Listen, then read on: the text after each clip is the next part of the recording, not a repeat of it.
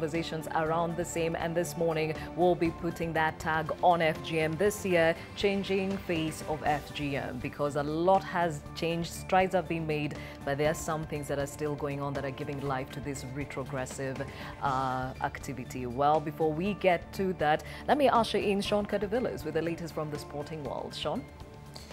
Thank you very much, Gladys. Very good morning to you.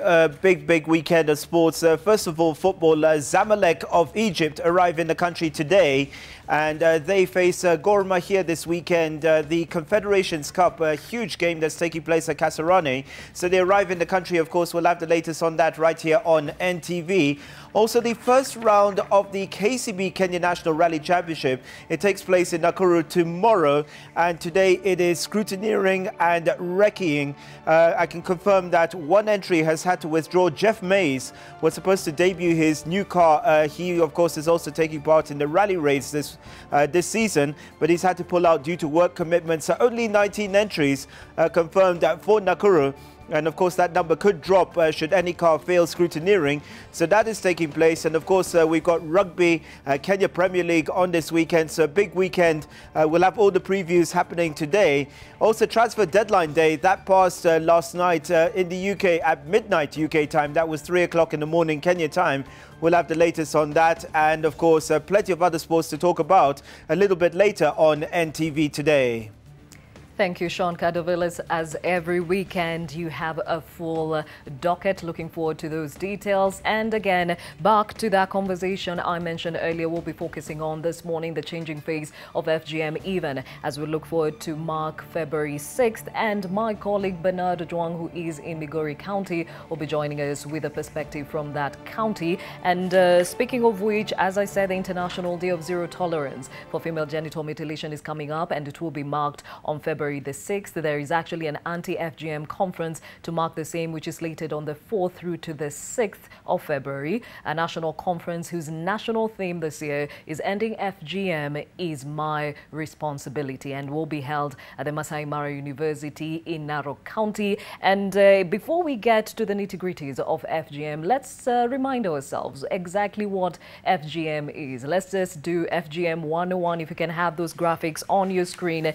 Well, FGM comprises of all procedures that involve altering or injuring the female genitalia for non-medical reasons, and is recognized internationally as a violation of the human rights of girls and women. Well, in tandem with that, just a reminder is that in 2001, Kenya passed the Children's Act, which prohibits FGM. 10 years later, the country passed the Prohibition of Female Genital Mutilation Act that banned FGM, and that law criminalizes FGM and also forbids one from taking another person abroad to undergo the cut. So the law is clear as far as FGM is concerned, but today many communities, actually, I think it would be prudent to mention, have actually abandoned this retrogressive and harmful cultural practice. But promoters of FGM have invented new ways to ensure they keep the practice alive and circumvent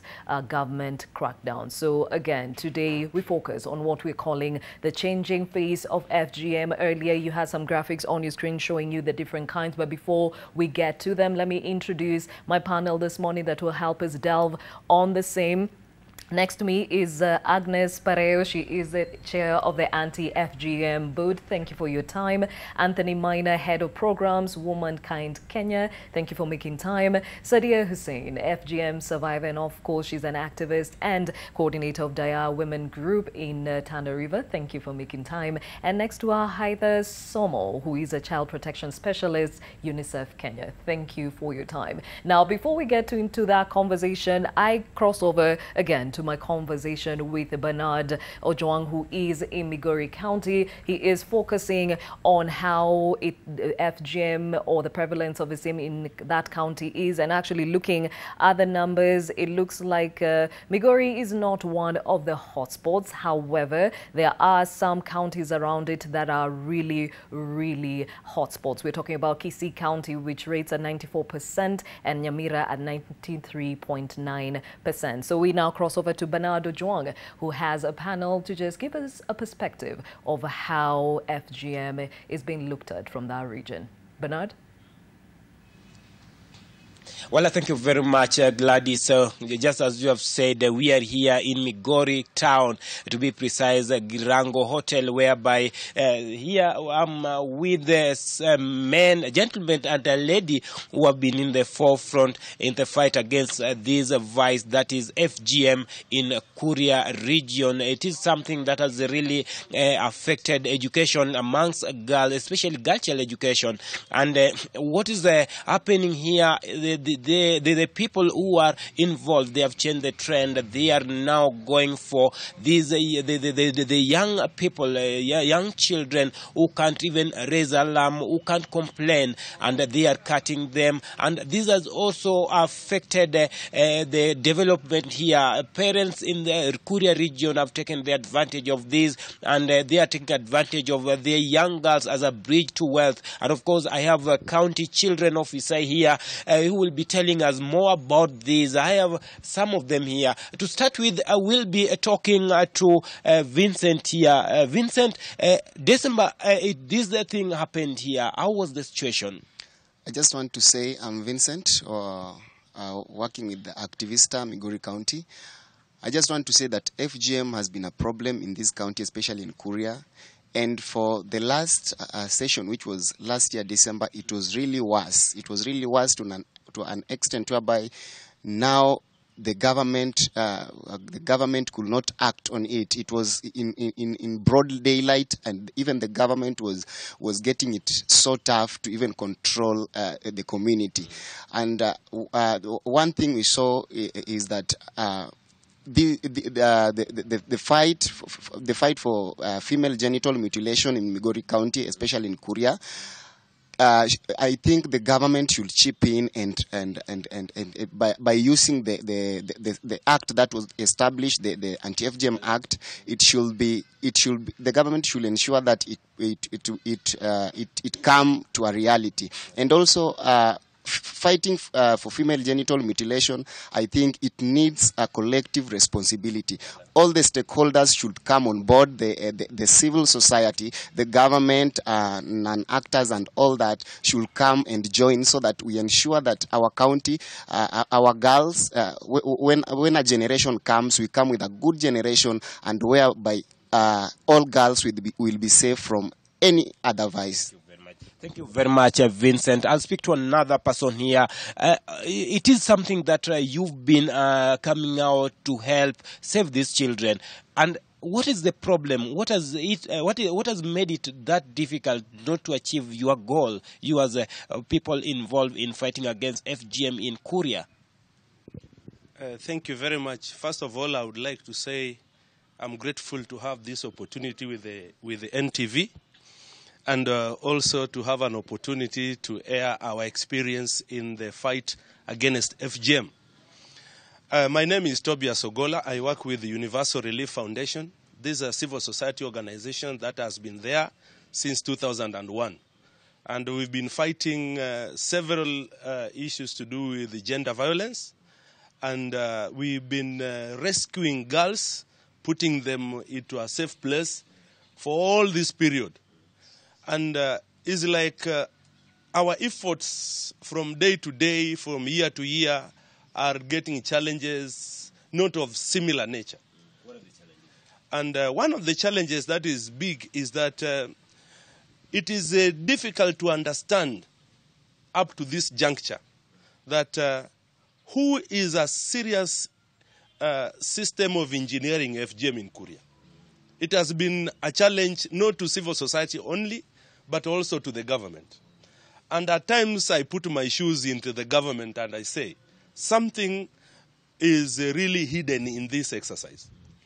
And in our research and survey, we have discovered that the most difficult part of this exercise, particularly in Kuria, is cross-border agreements in the FGM exercise, which the government is challenged on how to tackle. Like specifically, I can speak on the experience of 2018. where we were trying to understand where is this exercise taking place.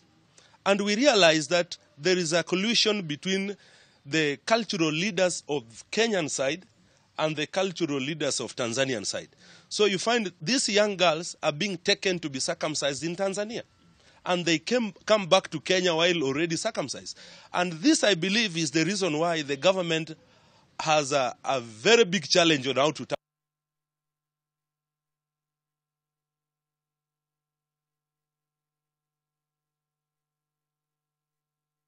These young girls are being circumcised in Tanzania, and also and later they are being brought back to Kenya, and this is another challenge. And as I told you that this advice has really affected girl child education here in Kuria. I'll speak to one and the only agenda here. Just tell us, what's the problem here? Okay, thank you so much. I'm Jen Bokemwita. I work for Universal Relief Foundation. We have been having a lot of challenges, especially on girl child education.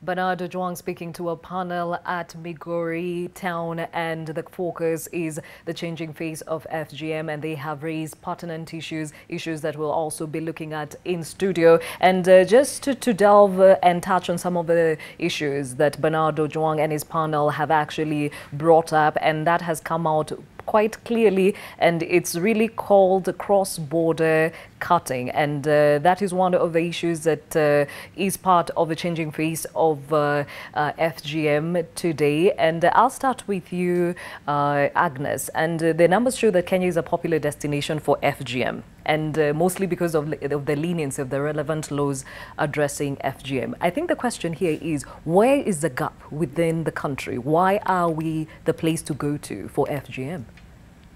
I think because in our neighboring countries, maybe they don't have the laws to protect against female genital mutilation. And now that we have the laws here in Kenya, and the stakeholders are really working towards ending FGM, so these girls are being taken to the other side to be cut, and then they come back. But actually looking at the numbers, and this is what we were looking at, and if we can have that on the screen, the 2017 UNICEF study on FGM and child marriage shows the influence of border countries or communities on the continuity of harmful practices by those who provide the service and those who demand it is actually high. And looking at the percentages is that Ethiopia, Uganda, Tanzania, women from there have said they've visited Kenya for FGM services, and they say the affordability and availability of excises and leniency of the relevant laws addressing FGM increases cross-border FGM incidents. So they're not only going, but others are also coming in the same measure. Anthony, what can you say on the same? Why are we, somebody will call it an FGM tourism destination? I think we also need to understand that Kenya has good medical structures that are also working and dependable, and they can be reached by the community members who want to access it. That being the shortcoming for our effort to FGM, it actually promotes the medicalization bit of it, because for example, we are working in Garissa County, which borders Somalia. Medical services are hard to reach, and they are not sustained by the structures that are there, mostly by the civil society organization. So ours is that Kenya has good medical facilities, but they are going against the laws of this country, where we have the prohibition of FGM 2011 Act, that actually tells that we cannot practice FGM in this country, Kenya. That's the challenge we have in our country. Now, Sadia, Agnes has actually alluded to the fact that a lot of communities know that the laws are working in some parts of this country, and they go to neighboring counties or countries to actually get these services. Are there specific communities that are recipients of this cross-border cutting more than others? I would say yes.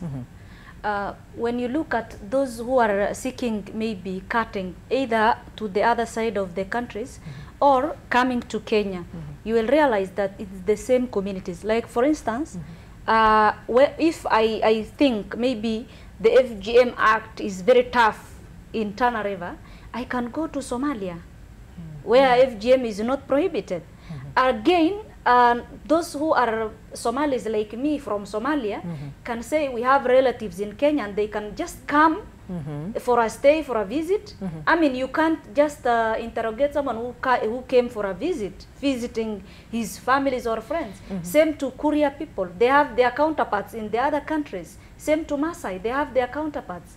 The other Masai communities in Tanzania. So it's amongst communities. When you hear about the cross-border, it's community to community. I cannot go to Tanzania, to Masai community for FGM. The same applies to Kuria. It's the communities that are visiting their counterparts for help, whether in Kenya or the other countries. Okay, Heather, from your experience, even my colleague and his panel alluded to the fact that Kuria West, Kuria East is a hotspot, so to speak, and one of the things that's giving life to FGM is a cross-border cutting. How does it work there? Thank you so much. In terms of the Kuria, first of all, when we see Migori County may not be the hotbed or the hotspot for FGM in entire Kenya, but when we see the Kuria community who live within the Migori County, they have 78% girls who are cut. It means they are among the highest communities in Kenya who practice FGM.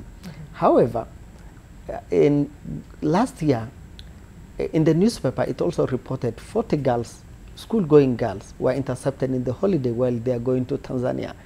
That shows that most of these communities are running from Kenya, where the prohibition of FGM is enforced by our law enforcement agencies.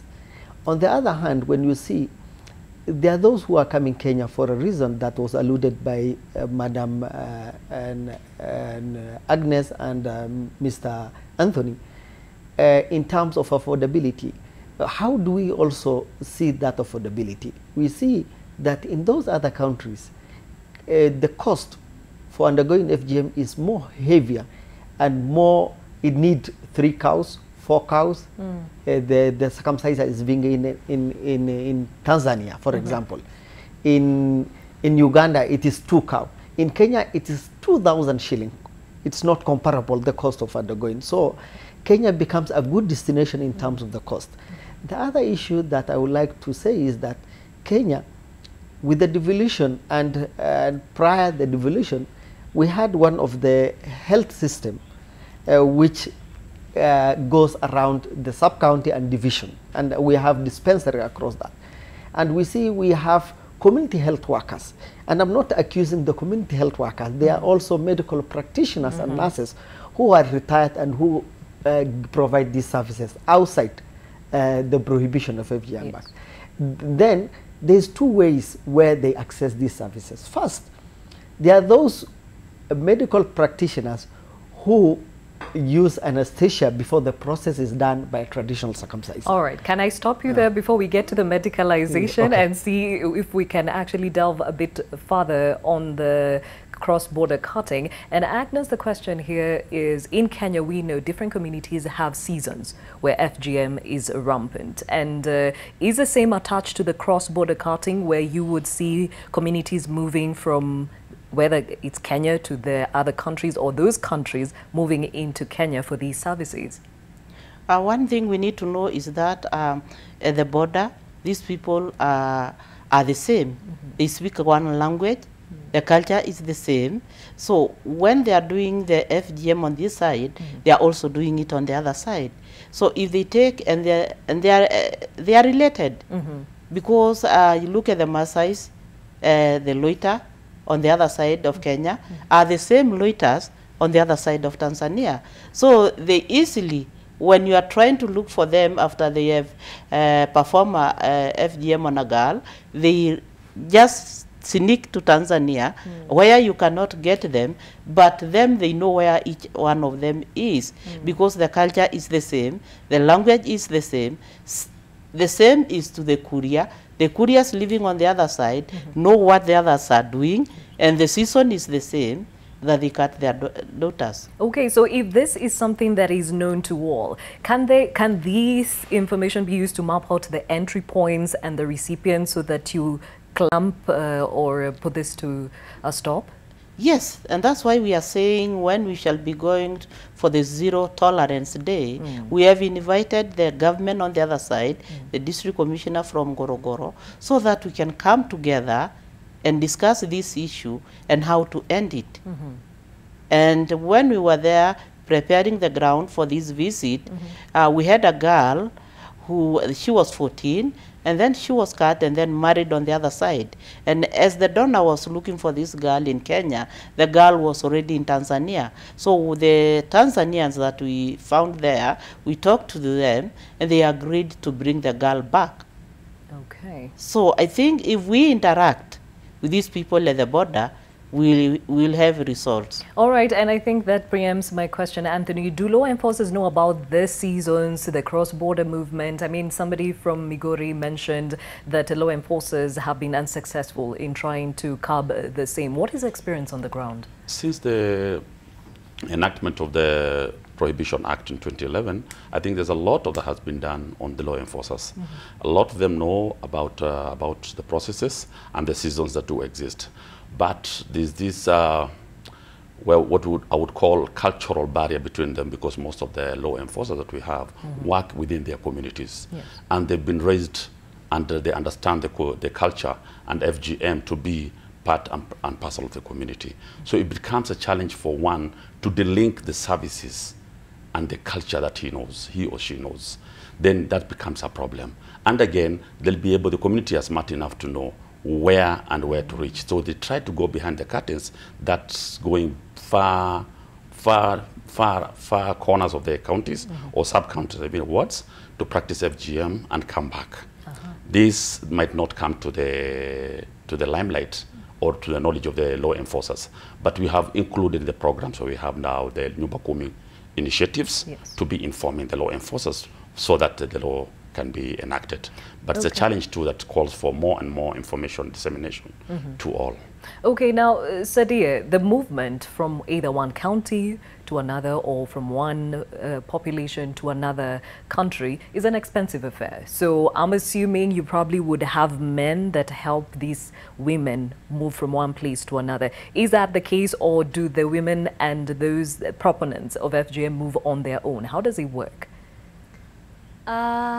Yes, I would say yes, and I would say no. At some point, you may find that women are doing alone, are taking the risks alone. But again, at some point, it's the men who are also helping.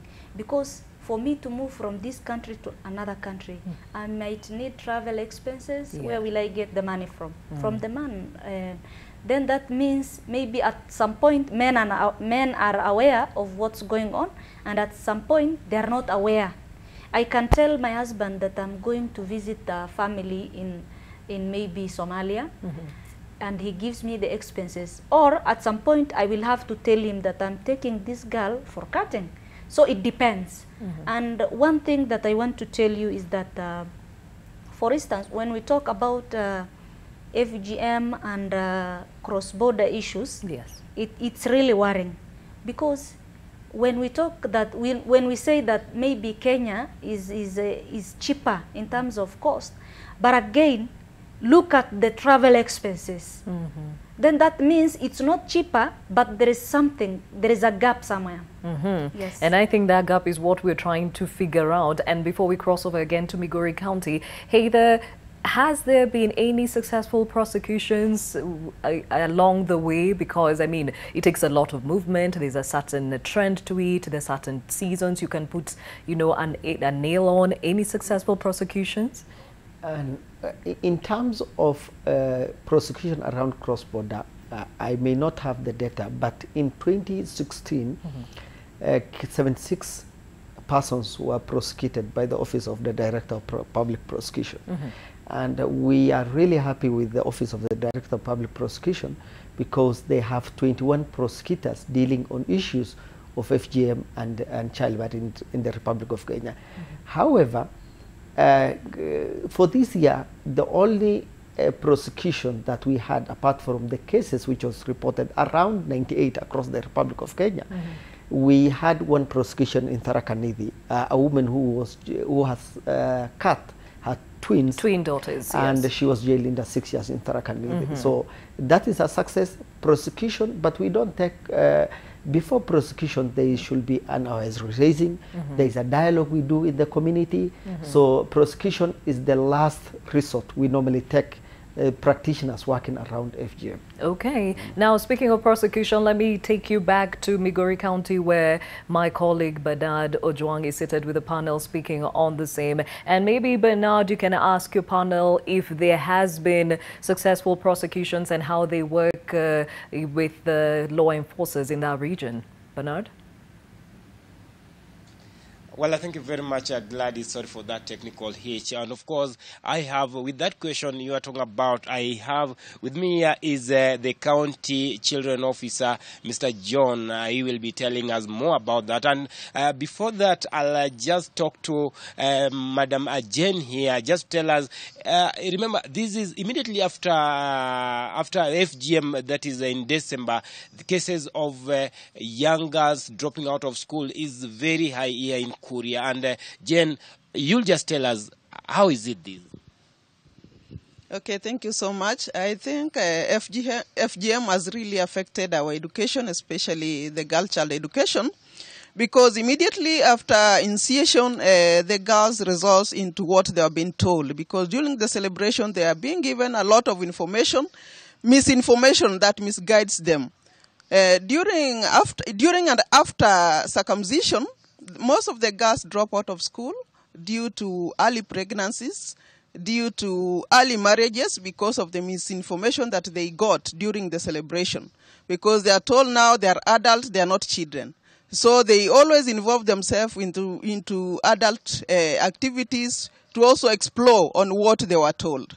And this has been really a big challenge, especially to the Ministry of Education, the key stakeholders, the CBOs, the Children Office, because that is the time. In January, in February, their offices are being stocked with girls, young girls who have dropped out of school due to marriages. There are a lot of cases of child marriage. There are a lot of cases of pregnancies that sometimes we find it very hard for the community indeed to move into any development.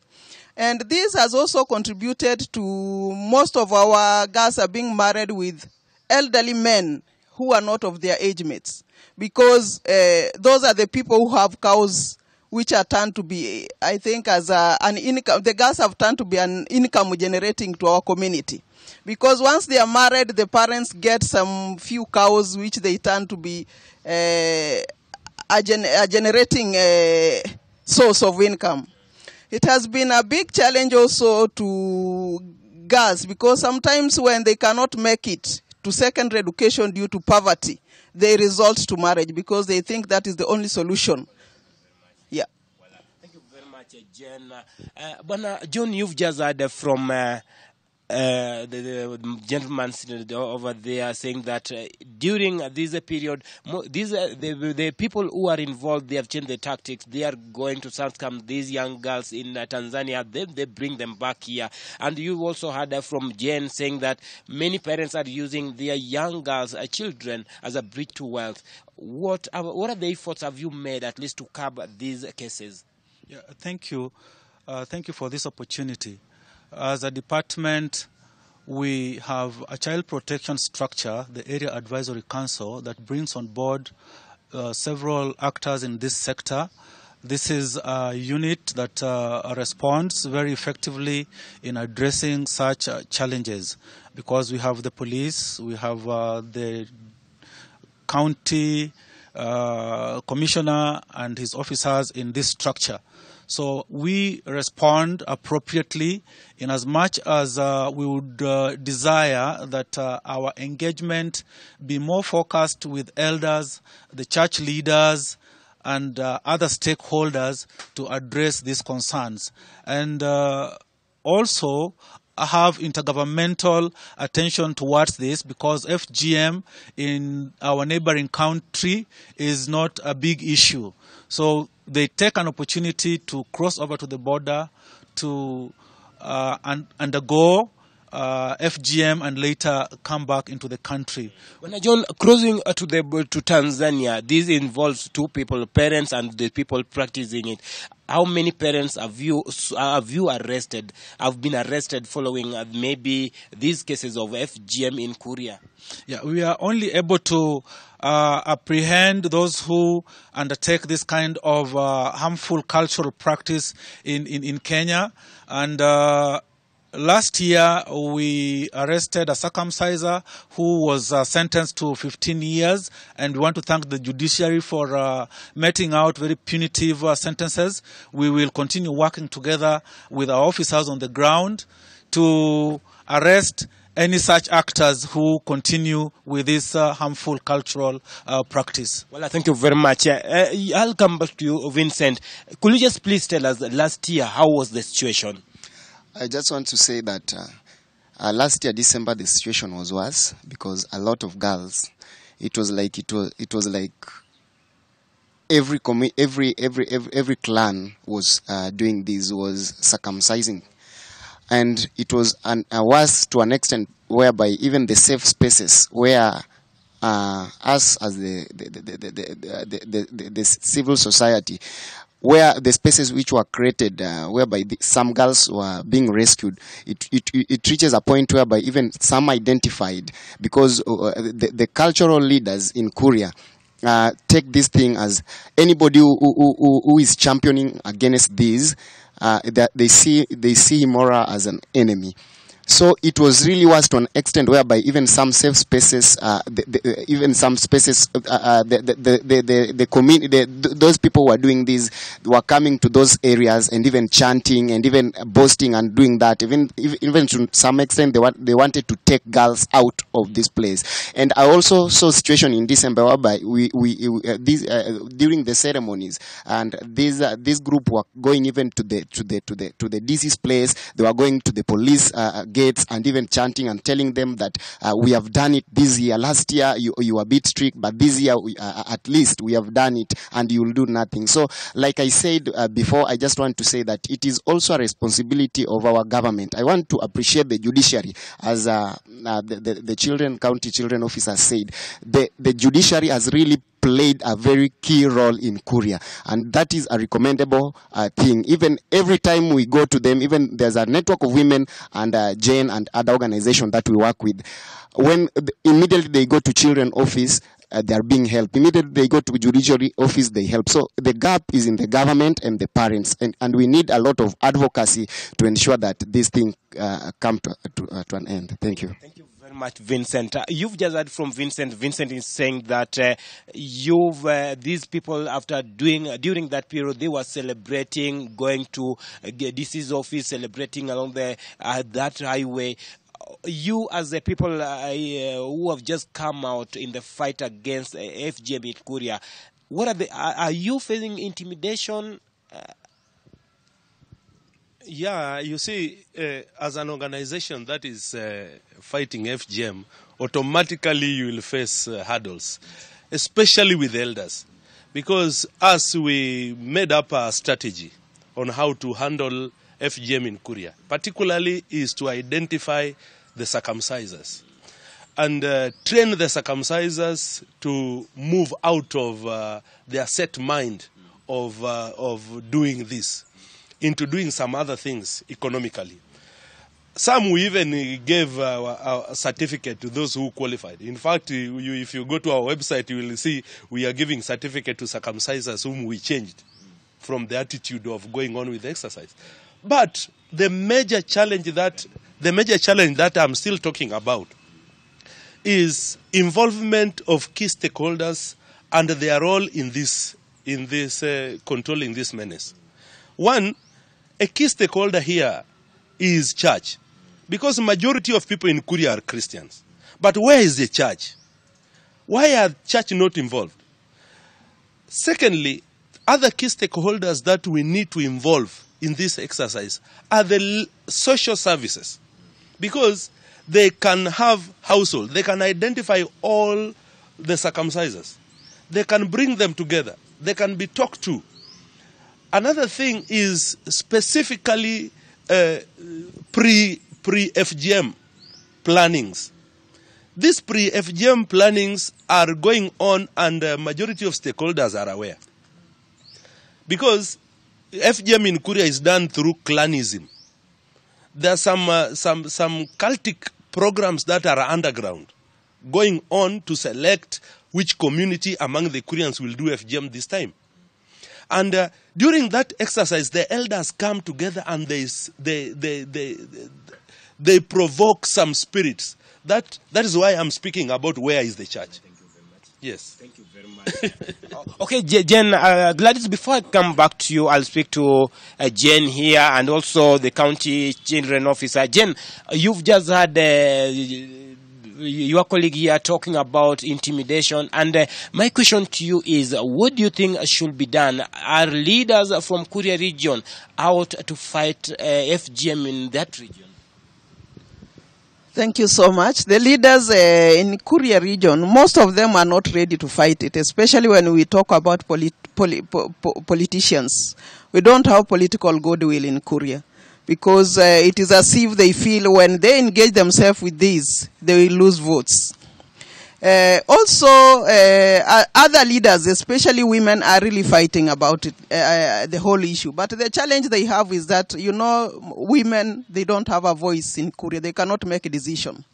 So sometimes it reaches a point that they have to depend on these men so that they give them, they allow them to make the decisions. Once we give the ideas, the men should make the decision. And the men have not always been so supportive to this issue of FGM, because it is a social, it denies them social acceptance in the society. So it forces the men not to really engage in this, into this FGM issue. Yeah. Gladys, I'll speak to John here. John, you've just heard from the Vincent, Jane, and our friend here saying that they are being intimidated there, and even leaders, they have not come out. They have talked about religious leaders. You personally, you as the county children officers, what are the measures maybe have you put in place to ensure that the cases of FGM in Kuria is dealt with accordingly? We will continue enforcing our approaches in terms of making our area advisory councils very, very active, because the membership of the area advisory council includes faith-based organizations, all NGOs that are working in that area, other departments like CBOs will be brought on board during our AACs to draw up a strategy in response to the challenges on the ground.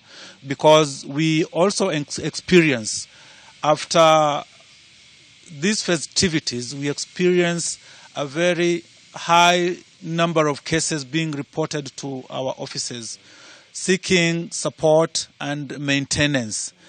And these are the concerns that we want to address by emphasizing advocacy. And we also want to thank organizations like Universal Relief Foundation, ADRA, UNICEF, who are very, very supportive in making us reach many, many children with advocacy, and the children on the ground are very, very important. Bwana John, before I let you go, these cases of you've talked about involving religious leaders and even political leaders. And my question, the last question too, is: have you tried? Have you come up with an idea of bringing these elders, Kuria elders, talk to them about this? Yeah, we have done that. We even had a time when the Council of Elders visited Meru for benchmarking, and they did sign an MOU to support anti-FGM, but somehow they renege on this kind of agreements for reasons that are best known to them, because they are the cultural custodians on the ground. So we need to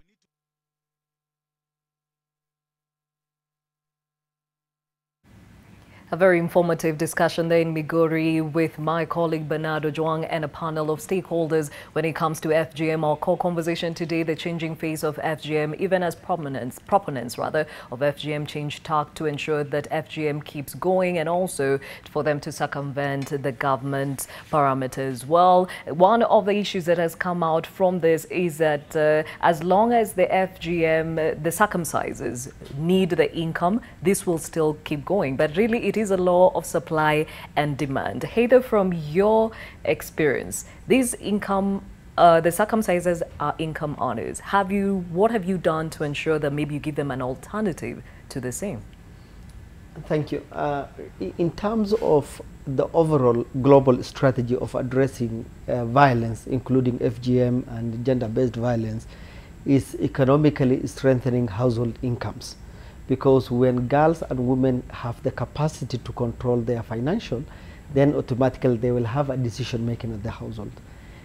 In Korea, for example, we are working with ADRA, as mentioned by Mr. John, and we are working with circumcisers in terms of empowering them to economic activities. For example, we are linking them with Women Enterprise Fund. We are linking some of them to the normal village banking. For example, a good example, in a village called Chansawa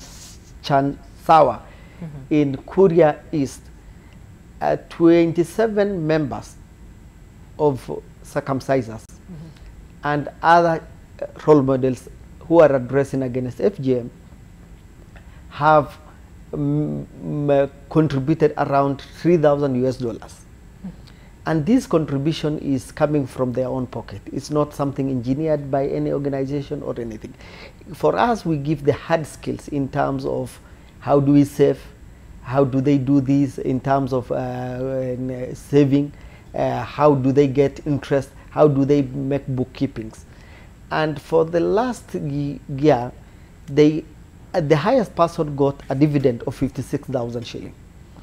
And when we interrogated these women, and men are part of the process, because we didn't want to leave 48% of our population, which is men.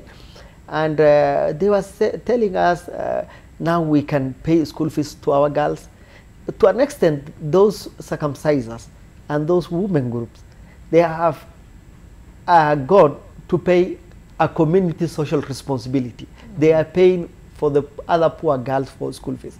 So such initiative is undergoing, and this is not something which is only going in Korea, but it's also going in Garissa, it's going in Tana River, so that at least these women become more independent. But not economically also, but also teaching them and raising their awareness, what are the effects. The last thing I want to contribute is that this women group, we have started what is called community surveillance system. Because we had the problem, we know circumcisers are there within our midst as a community. Yes. Then we don't get somebody who is reporting like in Wardei, in Wardei, it is in Wardei community, it's 80% of girls are and women undergo FGM. But we don't get these statistics at the district children office. Then we said, how can we improve our reporting structures? And we came up with what is called community surveillance system, where we identify within the community at the community dialogue sessions who are these circumcisers. You identify, then we link them with the Nyumba Kumi and the police service and the chief the chief administration for them to be monitored during these seasons. It's one of the strategies we are doing across. Okay, now one of the panelists in Migori alluded to the fact that they feel like religious leaders have let them down. Now, to you, Sadia, how is a situation in Tana River, and how have the religious leaders either aided the FGM process or are helping along? Thank you, Gladys. When I talk about religious leaders, I think I've initiated a program of engaging religious leaders. When I bring you to the attention about the prevalence among the Somalis, it's at 94%. Yes. That means out of 10 girls, 9 have undergone FGM, including myself. And the fact and the reasons for being FGM is being done by my community, it's alluded to religion. We feel that FGM is a religious requirement. And for me, I've realized that there is that gap whereby we are doing all other efforts and sensitizing women and this. But the missing link has been these people are doing it because it's a religious requirement. Now, in Tana River, we engage religious leaders. They are now at the forefront campaigning against FGM. Then we, with the help of anti-FGM board, we were able to have a press conference last year with the former Deputy Chief Kadhi. They talked about FGM. Again, last year in December, we did a national conference with religious leaders of all faiths now coming together, condemning FGM. And they appreciated the fact that FGM is really taking the lives of our girls, and it's a harmful cultural practice. And one thing, Gladys, I want to tell you, and I'm not accusing anybody. Now we are going for a conference. I'm really happy that one of my colleagues have raised, people were seeing me mad. I said in Northeastern region, we really need religious leaders coming on the front line and delinking FGM from religion. And another thing I was saying on social media always, political goodwill. Yes. Gladys, FGM is not a priority in this country. Yet, many girls are suffering. Many women are living with the consequences of FGM, like fistula, for example. Unless we now take our leaders accountable, talking about FGM, religious leaders coming on the forefront, like, for instance, going to this conference. I didn't see, within the timetable, I didn't see religious leaders panel talking about FGM. Remember, ending FGM is my responsibility, is the theme for this year. Where is the responsibility of these religious leaders from my community, for instance, taking the lead and saying, yes, it's my responsibility ending FGM. Thank you. Okay, even as we speak about responsibility, taking personal responsibility, you will see, seeing that we're in a patriarchal society, men make the political leaders we're talking about, where the goodwill is not there. They also make a majority of the religious leaders. In your work, Anthony, how have you been able to reel them in to actually work against FGM without enabling it? I think what we have done in Garissa, we've been able to mobilize community members. We have community dialogues. We have moved to a level where we are engaging the community to take the lead in the dialogues. We have barazas, under 3 barazas, where change champions, including the administration, who are the chiefs, who are male in our region. We have very few female chiefs. Yes. Actually, they number like 2 in entire Garissa County. And then we have male youth. And some religious leaders have come because the space is there. The problem, I also support my sister, is that male religious leaders are not coming up very well because they feel this is not the space for them. They have other challenges. But once they get to understand how FGM affects the well-being of the woman and the girl child, then they take it as a priority. But we've had them, they're coming up, and they're taking lead. But just some bits of encouragement and empowerment, we'll be able to see more men coming in the front. Okay, Agnes, before I take a break, Sadia has brought up an issue. She has a concern. Even going into the conference, she has not seen this given priority in terms of the discussions that will be part and parcel of the national conference in Narok County. Why is that? Is it that the leaders or the men do not want to be part of it? Well, as she says, it's like men are not yet ready to be at the front of fighting female genital mutilation. But when you go to the interior parts of it, because the Bible don't support the FGM, and they come out when you interact with them, they support, but they don't want to be in the front. It's just like the politicians. Because they fear losing the votes, they just tell you, well, we are together, but you can just go on.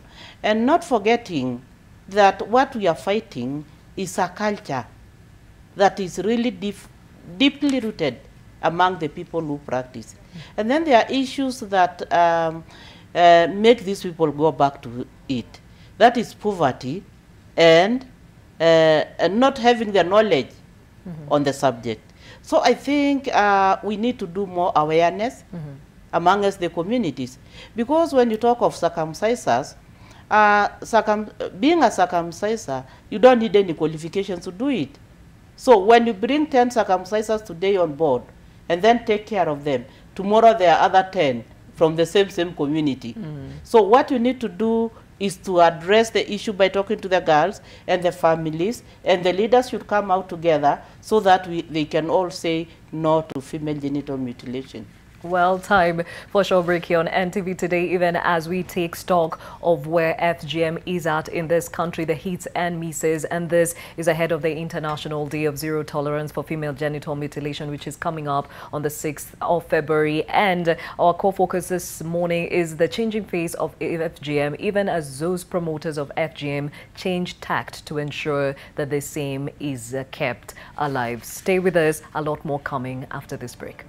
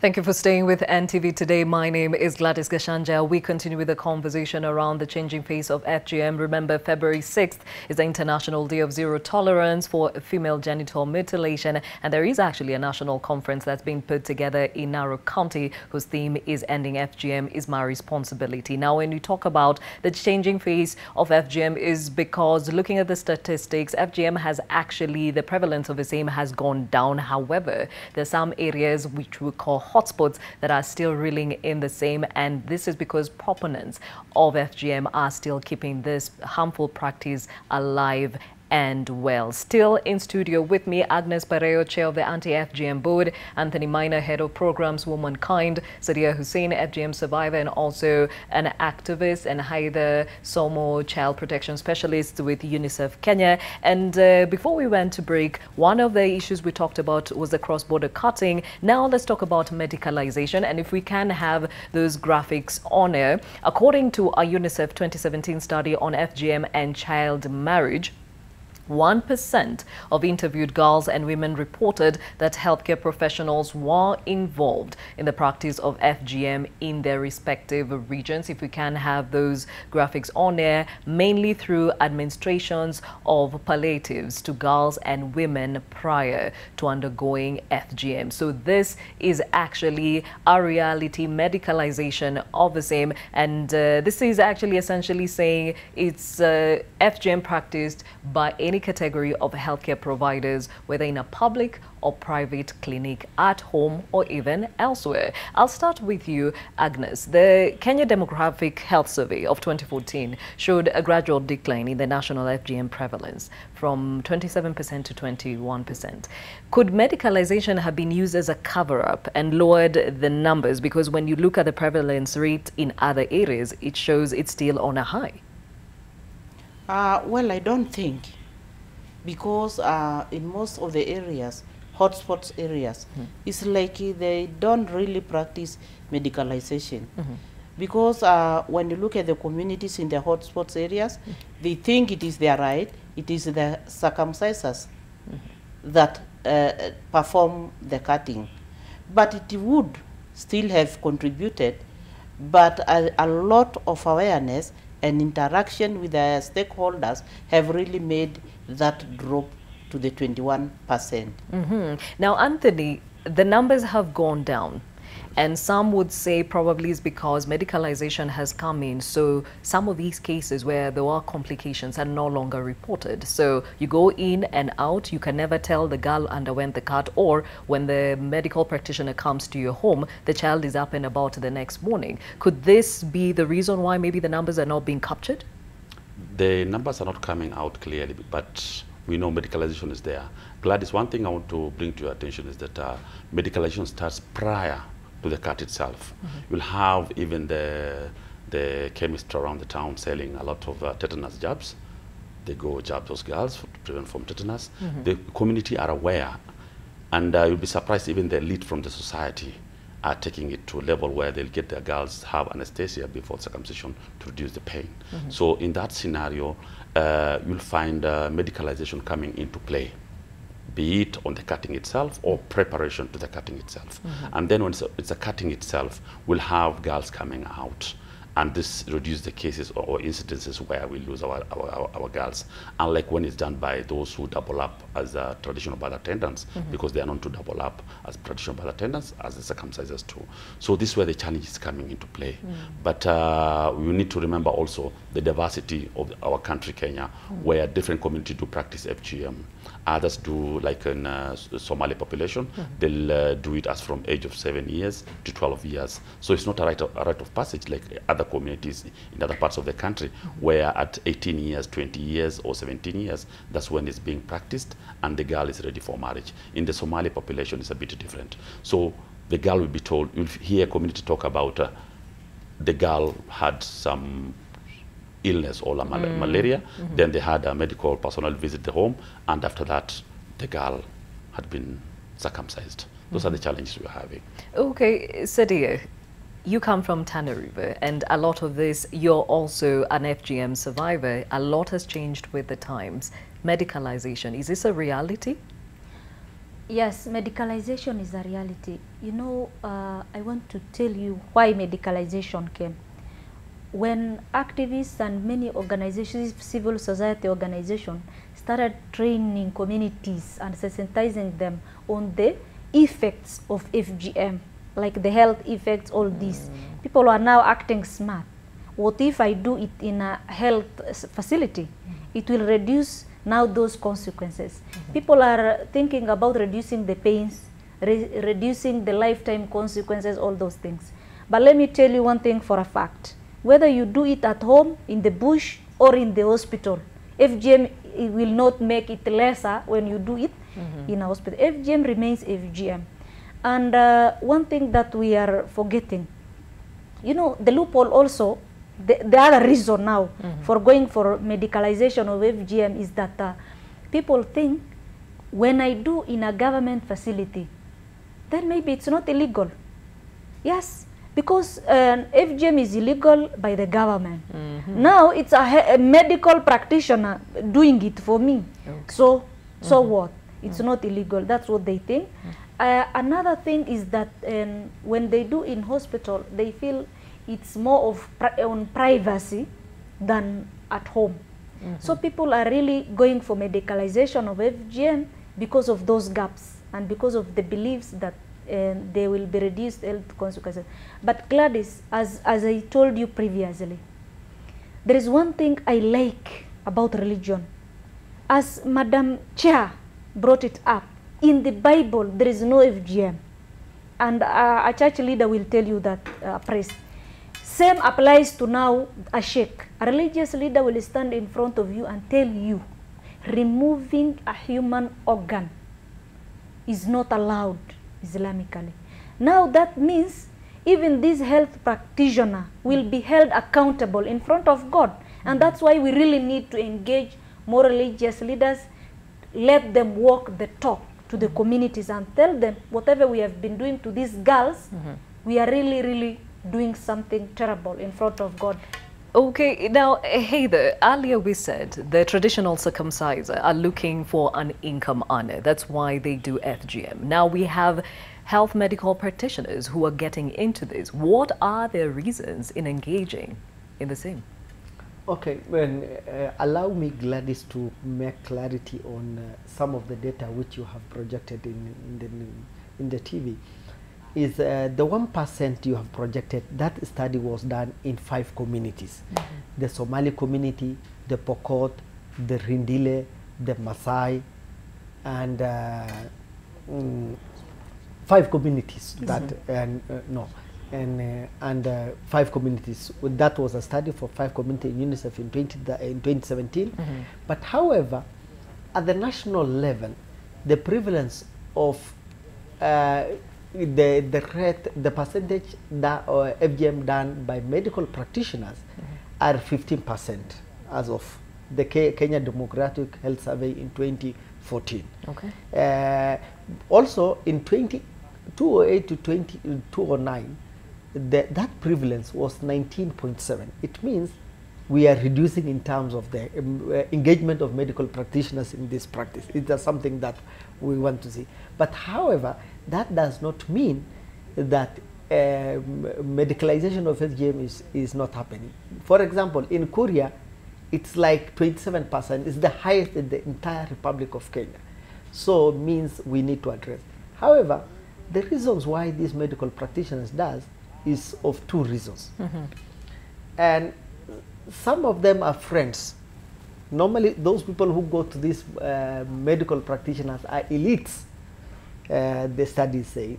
Those who come from Nairobi, they go to a place and they contract these medical practitioners. They are paid more than around 10,000, around 15,000 more than the other place. However, these medical practitioners we have seen, we have declassified who are these medical practitioners, because we said we have seen they are retired nurses, they are clinical officers, and community health workers. The biggest thing, there are those who believe that for girls, they believe that they want to sanitize, in a simple language, in terms of if these girls undergo under their care, and this is done by them, then it will be safer for the girl. Okay. And the third thing is that themselves, the medical practitioners, are part of the community. Yes. And they hold on this cultural right as one of their own. That's what makes them to do such thing. Okay, now Agnes, FGM is criminalized clearly. Do we have any healthcare providers that probably have faced the law who've been prosecuted for being part and parcel of aiding FGM? Yes, they are there because the government has put prosecutors in those hot spots areas, and they are really working. The government is really doing a lot. Only that FGM is a culture that people are really holding on to.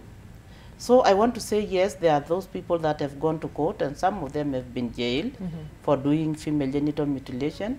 But when it comes to the health providers, they understand the law. They try to do it secretly. Yes. I have been following one in Narok, but unable to get hold of her. Because she's also changing tactics of doing it. And she understands that if she does it, she will go to jail. So definitely most of them are aware of the consequences of cutting the girls, not like the circumcisers. Okay, now Anthony, I was in Kilgoris, and the same narrative was the medical practitioners do know that the law is hot on their heels, so they're changing tack to ensure that they still engage without being arrested. So what have you, or are there community initiatives that have been put together to help in nailing them down, so to speak? Apart from now engaging the change champions we have in the community, who link with the community, what we have Nyumba Kumi, it has worked out to a point where they know that we are on the watch as agent of change.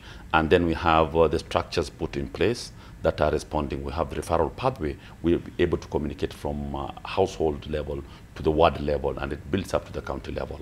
We have the child protection working groups.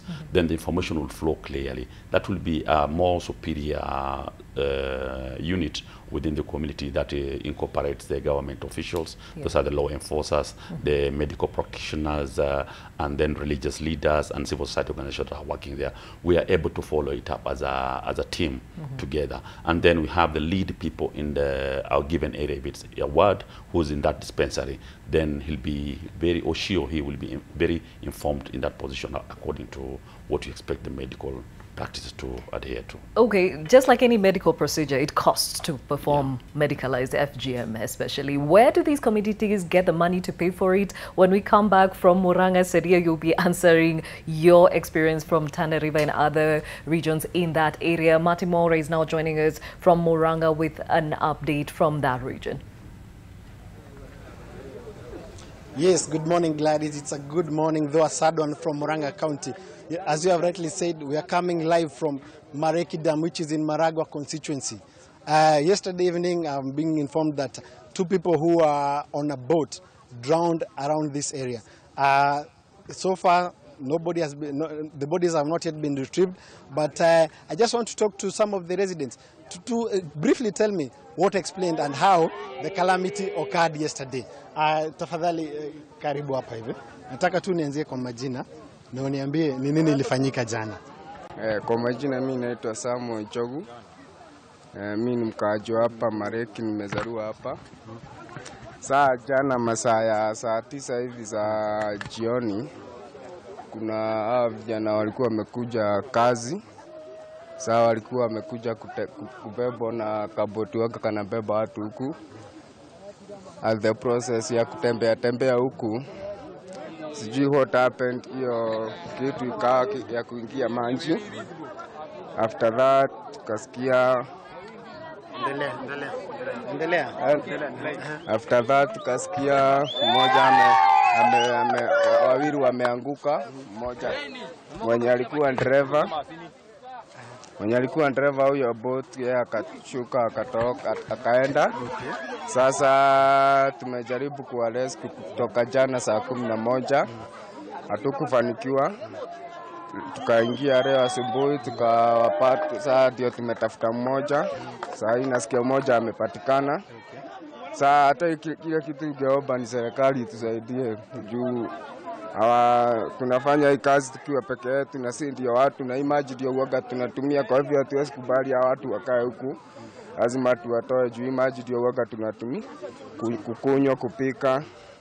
Kuna kitu moja ningeuliza serikali, kama inaweza fence hii dam itengeneze watu mahali tu pa kuchotea maji, juu nilisikia juu hata watoto wanaweza duda hapa na upate mtoto amekufa. Mimi ndio kitu ingeza. Asante sana. Just let me talk to one of the family members who is here. I hear actually he's a twin to one of the deceased. Just kindly briefly join me. Nataka tu unianzie kwa majina, uniambie ni nini ilifanyika. Huyu ambaye alimpoteza jana ni nani kwako? Majina yangu naitwa Lieutenant Patrick Maina Disho, na mimi ni twin brother wa Evanson Kariuki ambaye ni mmoja wa wale ambao walizama katika hii damu. Tunaishi upande wa Kahawa West na huko ndiko alikuwa anafanyia kibalua, lakini wakati alipatwa na hii janga alikuwa upande huu kufanya kazi kiasi. So diposa wakakuja, wakati walimalizia kufanya kazi yao wakasema wakuja wajiangalia hii kwa hii waone vile hii damu inakuanga. Wakabebwa na boat na ndio tunapashwa habari ya kwamba wakati walikuwa katikati ndio boti ikajaa maji na akaweza kufarikia pale. Huyu ambaye ni ndugu yako, maybe alikuwa na miaka ngapi na alikuwa anafanya kazi gani, na maybe ana familia? He's my twin brother na ako na miaka 41 na alikuwa anafanya kazi ya welding. Okay. Sawa. Thank you so much, na pole sana kwa msiba. Okay. Gladys, as you have heard, yes, one body has been retrieved, but I will keep on pitching tent here until the other body is retrieved. The complaint from the residents here, there was a slow response from the divers and maybe from the county government, but they're asking maybe next time, can they, because this disaster is said to have happened yesterday at around 3. Now they're asking if maybe these things can be sorted very early after it has occurred. Back to you, Gladys. Thank you. Martin Moore speaking to us in Muranga County, to be specific, at Mariki Dam, where 2 people drowned Thursday afternoon, and as he has confirmed, 1 body has finally been retrieved, 1 is still missing. And just speaking to one of the family members who is a twin brother to the one of the deceased, and he will keep us updated, that is Martin Moore, as to how that exercise is going on, and how far the county would also have helped, because they are asking for the county government to come through and help them in retrieve the bodies, because the dam is also used for other activities in the area. Well, back to that conversation, the changing face of FGM. And before we crossed over to Muranga, we were talking about medicalization, and as any other medical procedure, it costs to go to hospital, and some of these communities like Tana River is said to be one of the poorest communities. Where do these people get the money to go to hospital? Gladys, you know, where there is intention, there is a way. Always, when you have intention to do something, you will do. And one thing that's pushing majority of Somalis, if I talk for the entire Somalis, something that's pushing them to have the card is because it's they think it's a religious obligation. Yes. So for them, whether they practice at home or at hospital, they think they're doing a religious obligation. So now what happens is that for you to observe that, you have to undergo the cut. Now when we campaign against FGM, we say there is this bleeding, there is shock, there is pain, all these things, and also other lifetime consequences. So now this person is being pushed to go to sick, instead of now going to hospital when he has gone through complications. They think I should go earlier so that I have the cut at hospital now to lesser the pain, to run away from all those lifetime complications. So my question is, when you go to hospital and you don't have the money to pay for it because it's not a free exercise, are there deals that are, struck? Give me a cow, give me a chicken, give me something. Is there a barter trade? What's going on? Let me tell you, most of the times it's not a must that the cut being done at the facility itself. They just make their own arrangements, whether they provide maybe the anesthesia to ease the pain. Maybe there is a way they communicate so that the person who, the health practitioner who is doing the cut will also be on a safer side to avoid the law. So there is a way they communicate to run away from the law, and also to have the cut in a lesser painful way. Okay. Yes. Now, Heather, there are healthcare professionals who get involved when now there are complications arising from FGM done by traditional circumcises. Do those health providers now report to you to say this is a case we've dealt with and probably follow up on so-and-so? Does that happen? And currently in the Kenya, across the Republic of Kenya, the 47 counties, we haven't received, based on the discussion we had last year in the conference in KICD, we had a panel on medicalization of FGM, and we have invited Nurses Association of Kenya, Kenya Gynecologists Association, and the rest, those medical practitioners. And they told us, the Nurses Association told us, please, have you ever brought somebody, was anybody a medical practitioner of any sort, have we reported to us? And that was a clarion call for all of us. And that is something which we are changing around it, because in our discussions, the community engagement we are currently carrying is not, we are not talking only on traditional circumcisers, who takes 85% of circumcision in Kenya, according to KDH 2014, it's done by a traditional circumcisers. Then it means now we are bringing the component of medicalization in our discussions at the community level. So in that angle, medical association or regulatory societies have not punished anybody for carrying, because there is nobody from a medical practitioner point was reported to them. That is the issue. Okay. But again, I want also to clarify one issue based on medicalization. There is a total medicalization where a medical practitioner does the process from tetanus jab, anesthesia, and cutting of the clitoris, the labia minora and labia majora, all of them, depending on what type of circumcision she or she is carrying. Then there is what is called partial medicalization, where these people buy at the chemist or at the clinic tetanus jab, anesthesia. They go to community health worker and they administer to girls and women, and the actual cutting is done by a traditional circumciser. Yeah. So now there clearly is a partnership. Yes. Okay, so on your end, Agnes, even as the chair of the anti-FGM board, these medical practitioners, when they have cases that come to them as a result of complications, have they helped you in that way in fighting FGM? Yes, there are those that are ready to help, because when we organize workshops, we invite them to come and talk of the health consequences of FGM and what they see when women are giving birth. They come and they help. Do you ever get calls saying so-and-so is here and we think we have a case that you should look into? No, no. One thing, working when you are trying to track medicalization, it's really hard because these people are aware of the law. And again, it is the elites, and as you say, elites and the rich that go for medicalization. And they use their vehicles, private vehicles, to take their daughters for the cut. So it's really complicated because these people are people who are aware of the dangers of FGM. And even when you go talking to them, it's like they just remove the tip part of it because they just want to shed blood. I was talking to a few Kisi men, and then they were saying we just want to clip, atukati sana. So it's like they are aware of the dangers of FGM, but still want to shed blood. So as a way of doing it, they go to the health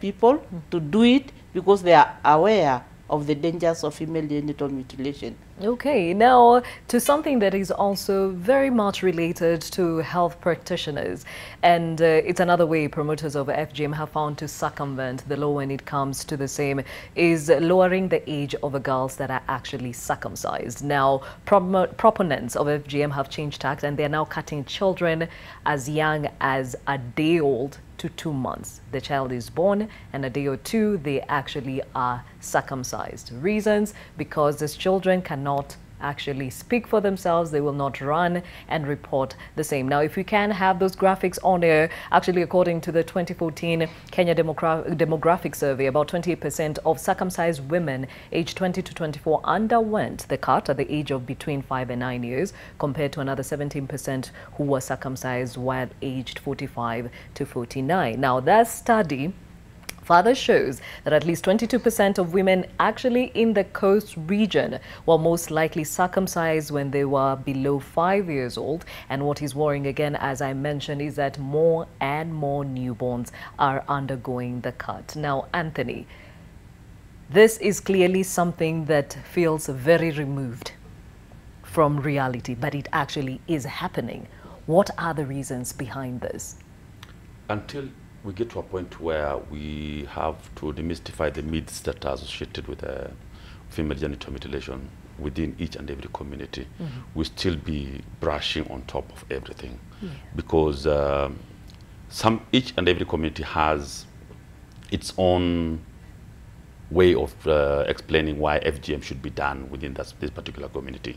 But the underlying factor is, as from the Muslim population, they will try to associate it with one of the dictates that one must practice, until we are able to bring on board the religious leaders to demystify female genital mutilation from Islam, and they speak candidly and say, no, it's not there. Because if you look into the bigger population of the world, especially Indonesia, which has the biggest population of the Muslim in one country, they don't practice FGM.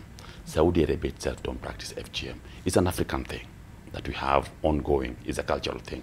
And when we are working on the ground, we try to tell even Kikuyu community, which did not practice Islam initially, did FGM. The Kuria community did FGM. Masai are not Muslims too, they are doing FGM.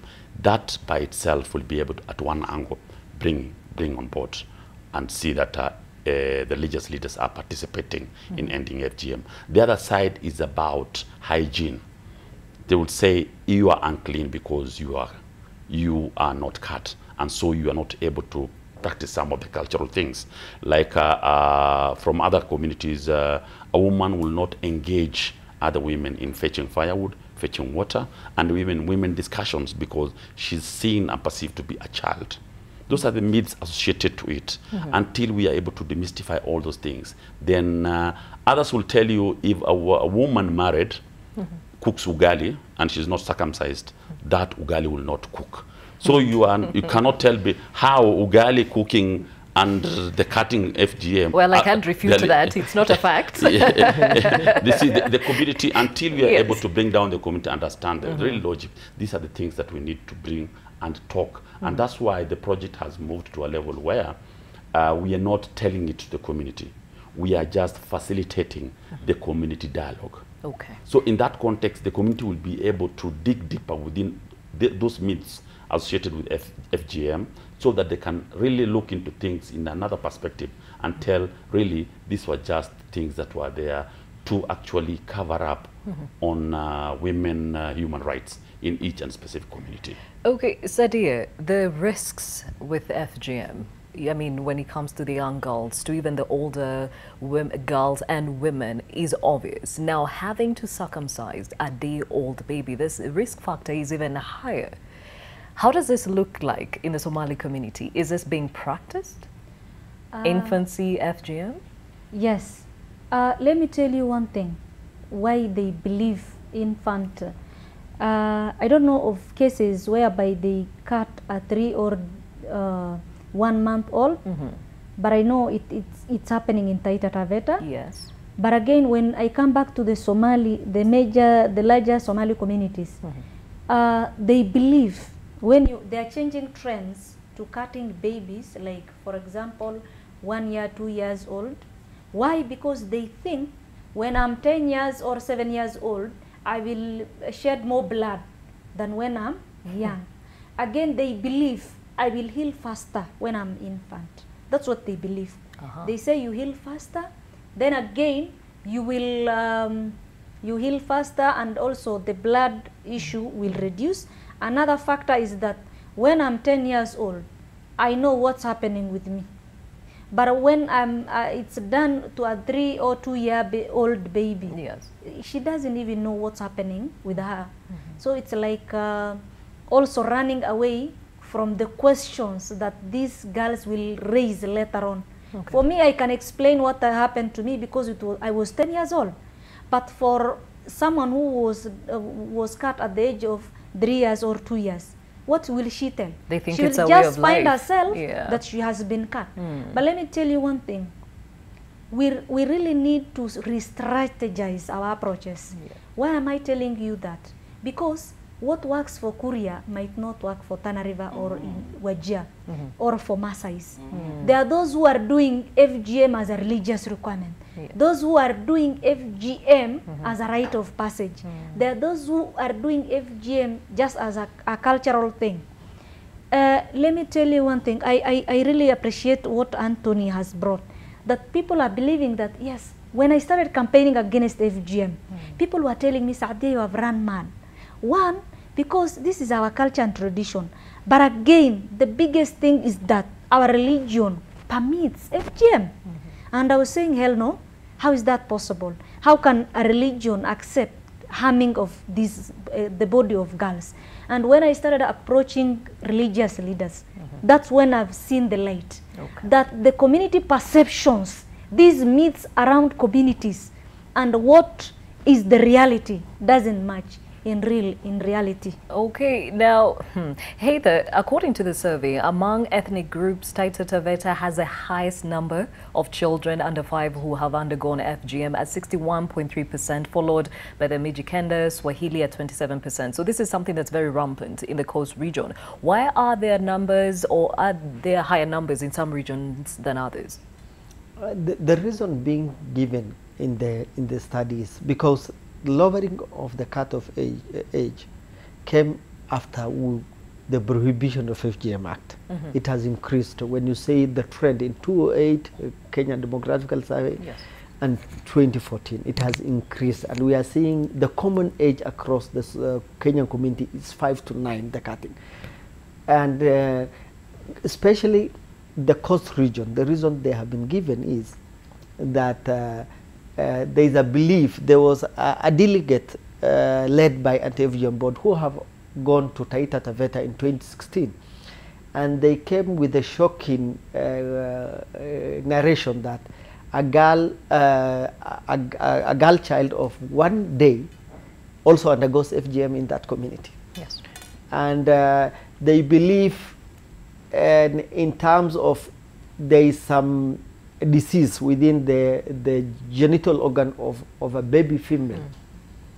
If it is not cut, then it will grow and it will harm. That's what they believe, the narrative that has been brought by anti-FGM board in that delegation they led. The other issue that is coming very clearly is people are feeling the heat of the enforcement of the prohibition of FGM Act. And the girls, we are doing programs, child rights program and health programs in schools. And we are targeting girls around 6 years to 18 years, to 17 years. It means we are, in Kenya, we are introducing issues of FGM and child marriage and other cultural practices at early age at school. So communities are coming and they are hearing, their daughters are saying, Mom, I was told FGM is very bad, and all those, the health effects and the complications and how it goes to the economic change and the political change effect it has to girls and women. Then communities are plotting and coming say, why can we do this when he or she cannot defend herself or talk for herself? Okay. And also the other reasons given by the healing process. For example, even in my culture, Somali culture, the male circumcision is done at the birth, meaning we believe the Somali community that the child will heal. And I'm sure the same is for the other communities. So there are a lot of aspects to this and myths around the same. And Agnes, there are parents whose children underwent the cut against their will. For example, they say the older women came to see the baby, and when they left, the baby was crying endlessly, only for them to realize they cut the child. So you will find a parent who did not want their child to be cut, but they also fear being arrested because those who, the law enforcers, will not understand she wasn't part and parcel of the process, to a point where they opt to go across the border to seek medical attention for their children. When it comes to such situations, how do you handle that to try protect this mother who is trying to also care for their child? If the mother can come out and say or report the case, we can hide the mother and we can take the case upon ourselves. But the problem is, for fear of losing the marriage, the mother still cannot agree to come out and speak about it. So that's where the problems are, because the laws are there and these communities are not ready to come out and say what they go through.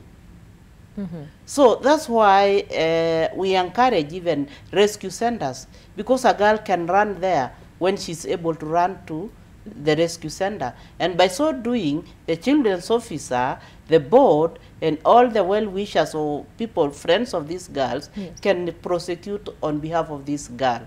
But when it comes to a young baby like that one, not unless the mother is ready to protect the child, there is no way you can help. Anthony, tell me, what's the role of men in all this? Because I know most often than not, men are very protective of their daughters. Now, to imagine an infant having to go through this very dangerous process, do they play a role in it? Do they, turn a blind eye? What's going on the ground? Most times, the men will play blind onto that, because at times, when you inquire more about the community and how they practice FGM, at times it becomes a blame game. The women take their daughters because they want to visit their grandmothers, and it happens without my knowledge. And then when you inquire more who gave them money to do all this, and some services has to be procured, who did all this, the money was given from the man. But sincerely, there are those who are anti the practice itself, but it happens behind the back. But in the real essence, when you ask the women why they do it, they'll tell you it increases marital chances for our daughters. So there's a relationship between the male and the role they have, to a point where we keep asking, because now the community is changing, where the information, though the Somali, they practice at the highest level in this country, which is 94%, the awareness level is more than 80% know about the Prohibition Act, the negative effects of FGM, but they still want to cling on FGM. Why? Because some of the things are related to the myths I was talking about, the community and things like that. But in the core thing is that men need to come out and say, no, we need now to have girls who are not circumcised. For example, in our organization, we have a safe haven for girls, and I will bring it proudly that we have made girls successful out of that center. Currently, we are having a nominated MCA in Nairobi, who's a product of that. She went through it. She was saved from female genital mutilation, and she went all through. We had, in the prayer government, we had a nominated MCA in Garissa County, still from it, until we come out with those role models coming out and speaking and saying, yes, a woman is fully a woman if she's not circumcised. And she can enjoy all the chances of the world if she's not circumcised, because they say she's unclean, she cannot give birth to children. And I will tell you right now, most of our girls who have graduated are all married. Some are working in the refugee camp as senior people, coordinators of programs in UNHCR, if I would mention them, in most of the other organizations in the youth, and even some working as coordinators of program in Women in Kenya, and they got married. Okay. So until we change that mindset for the young men, that they can marry and give children, and they'll have children with uncircumcised girls, because the narrative is if these girls are not circumcised, they'll not be able to bear children. Okay, so there is progress in the right direction. Now, before I get to Sadia, I hear we have a call from Mohammed from Nairobi, and if you'd like to be part of a discussion, comment or question, please, you can dial the numbers at the bottom of your screen. Mohammed, what is your comment or question? How are you? Well, thank you. I will say salam alaikum. Wa alaikum salam. How are you? Now, I just wanted to comment. Yes. Comment and somehow not agree with those people who are saying that religion allows the circumcision of girls. As a Muslim, we don't advocate for circumcision of girls. So whoever is alleging that maybe it is a religious thing, it is not true. We don't. It is nowhere in the Quran or a hadith of the Prophet that we circumcise our girls. That is one. Secondly, we as Muslims, we don't say that if a girl is not circumcised, she's not going to get married. That is out of question. You marry vile mumeskizana as per agreement, as you like. Yes. So the narrative that some Muslims or Islam advocates for FGM or some community, that is we can just call it a cultural thing, and cultural varies from one community to another. But as I stand as a Muslim, there's nothing like FGM, a master for FGM, or there's nothing like saying you must circumcise your girl so that she gets married. They get married left, right, and center by all men, and we tell our people to avoid these things and call it that a religious thing. There's nothing like that. Okay, Mohammed from Nairobi, thank you for your comment, and definitely a clarification, and coming from a man that is very weighty. And Sadia, I can see you nodding and saying finally somebody has come to affirm what you were saying. I guess the question here is who lied to us? Because clearly there's nothing in the Quran, so there's a lot more of tradition influence than there is religious. Yes, Gladys, I'm really happy. At least what I've been saying has been confirmed. Yes, FGM is not a requirement by our religion, but that's the perception of women down there. And I want to give you two incidences that happened. One, it happened to a girl who was cut by the society, by the women, when her mother and father were in the market. And the girl was at class 6. So she was one of our role models, and we were looking up to her. I was in Nairobi. So when I came back, I realized the girl is not nowhere to be seen, and I was wondering. When I went after her, to my surprise, she was cut. And I asked the parents, why did you cut this girl? And they said, we came and seen her cut in our house. And in fact, they demanded those who cut the girl to take responsibility to feed her, because they thought it was without their consent. Okay. But now let me tell you why they did that. Because they said this girl is not clean, Saadia is misleading her, and Saadia is probably campaigning against our religion because it's sunnah and we must practice FGM. Now, when I wanted to go ahead and prosecute those issues, the girl herself refused and said, I'm not in the position to go and accuse those elderly mothers because I will be cast. Let me bring you one thing to your attention. You know, that hurts a lot. Another incident. A girl now became a lady. She was married, happily married. And what happened? When she was about to deliver, women came to help her because the health facility was not near. Now, to their surprise, they came to realize that this thing is very different from what they have been used to see. So they went to the man and said, your woman is very different. So we need to go and operate on her. After the birth, the woman was cut. And I was really shocked. And they were telling me, Saadia, you are misguiding us because this thing has grown. In fact, we were unable to differentiate between the head of the child and the thing. And I was like, hey, what's wrong? Now let me tell you something, Gladys. As I wind up, the community perceptions and what's there awaiting for us in the holy books, be it Bible or Quran. Yes. I think our women are doing contrary. And that's why I am advocating for the religious leaders taking the front, delinking FGM from religion. Okay, now even as I take your last comments, even as we look forward to February 6th, Heather, what's your clarion call in as far as fighting FGM and being aware of the changing face of FGM? And the clarion call we want to make as a UNICEF is that FGM is not something that one party or one stakeholder can address. We need the national government to increase their budget, the national budget and human resource to anti-FGM board to effectively deliver their mandate.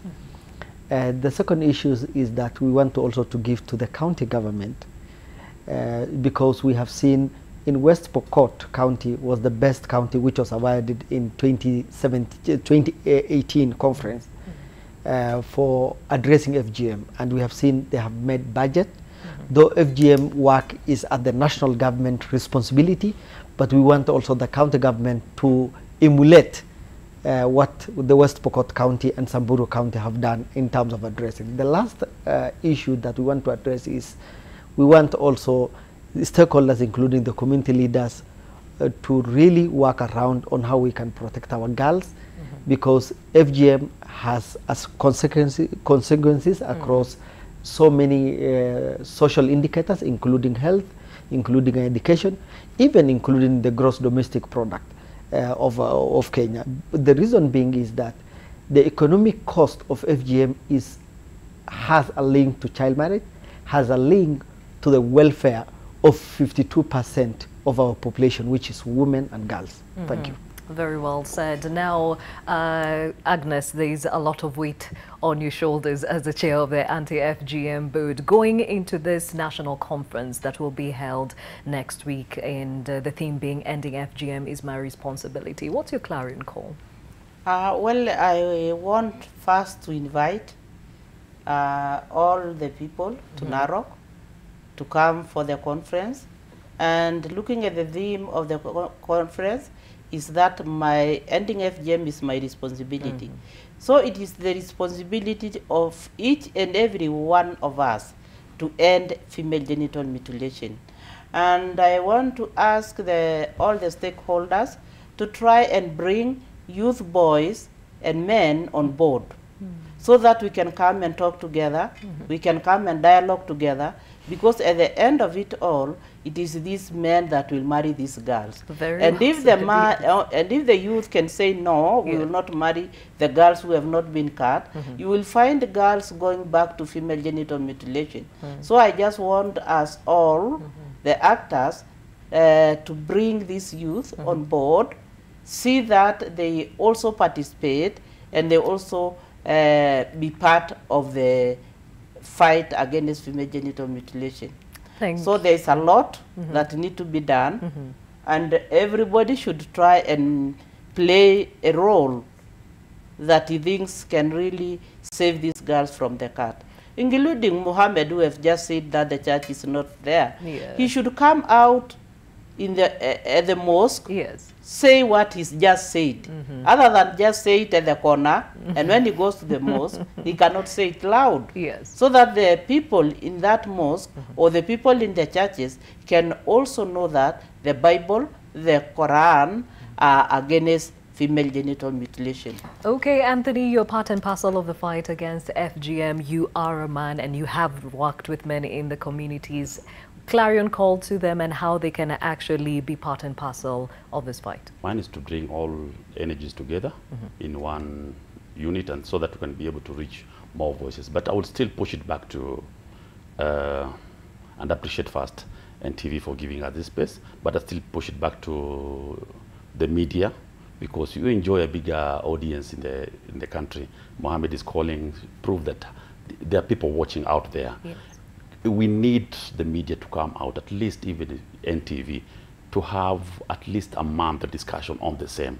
Give it as a priority, because it's harming 52% of our population in this country.